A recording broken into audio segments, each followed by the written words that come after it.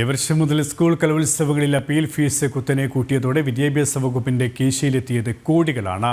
അപ്പീലിലൂടെ എത്തുന്ന മത്സരാർത്ഥികളുടെ എണ്ണം കുറയ്ക്കുകയാണ് ലക്ഷ്യമെന്ന് പറയുമ്പോഴും ഉയർന്ന അപ്പീൽ ഫീസ് അടയ്ക്കാനാവാത്ത ആയിരക്കണക്കിന് പാവപ്പെട്ട വിദ്യാർത്ഥികളാണ് അവസരം ലഭിക്കാതെ പിന്തള്ളപ്പെടുന്നത്. സംസ്ഥാനതല മത്സരത്തിന് യോഗ്യരാകാത്തവർ നൽകിയ അപ്പീൽ അപേക്ഷകൾ സർക്കാരിന് ഉണ്ടാക്കിക്കൊടുത്തത് 80 ലക്ഷത്തോളം രൂപയുടെ വരുമാനമാണ്.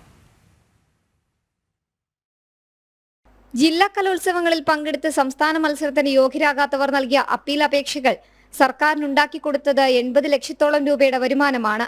എല്ലാ ജില്ലകളിലുമായി 2000-ഓളം അപേക്ഷകൾ വന്നുവെന്നാണ് അനൌദ്യോഗിക കണക്ക്. ഇതിൽ 200-ഓളം അപേക്ഷകൾ മാത്രമാണ് അനുവദിച്ചത്. ജില്ലാതലത്തിൽ കൊടുക്കുന്ന അപ്പീൽ അപേക്ഷയ്ക്കൊപ്പം നൽകിയ 5000 രൂപയിൽ നിന്നാണ് വിദ്യാഭ്യാസ വകുപ്പിന്റെ അക്കൗണ്ടിലേക്ക് ഇത്രയും തുക എത്തിയത്. കെട്ടിവെച്ച പണം അപ്പീൽ അനുവദിച്ചാൽ മാത്രം തിരികെ നൽകുന്നതാണ് കലോത്സവ ചട്ടം. അപ്പീൽ അപേക്ഷകൾക്കൊപ്പം 1 കോടി രൂപയാണ് എല്ലാ ജില്ലകളിൽ നിന്നുമായി കിട്ടിയത്. 200-ഓളം അപ്പീലുകൾക്ക് അനുവാദം നൽകിയതിനാൽ 10 ലക്ഷത്തോളം രൂപ തിരികെ കൊടുക്കേണ്ടി വന്നു.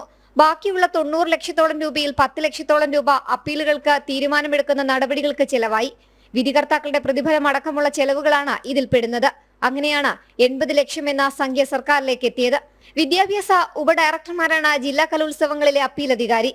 വിവിധ ജില്ലകളിൽ ഏറിയും കുറഞ്ഞുമായിരുന്നു അപ്പീൽ അപേക്ഷകൾ എത്തിയത്. ലഭിക്കുന്ന അപേക്ഷകളുടെ 15% അനുവദിക്കാവൂ എന്ന അനൌദ്യോഗിക നിർദ്ദേശം ഉപഡയറക്ടർമാർക്ക് നൽകിയിട്ടുണ്ടായിരുന്നു. സംസ്ഥാന കലോത്സവം നടക്കുന്ന തിരുവനന്തപുരത്ത് 213 അപ്പീൽ അപേക്ഷകൾ വന്നതിൽ അംഗീകരിച്ചത് 33 എണ്ണമായിരുന്നു.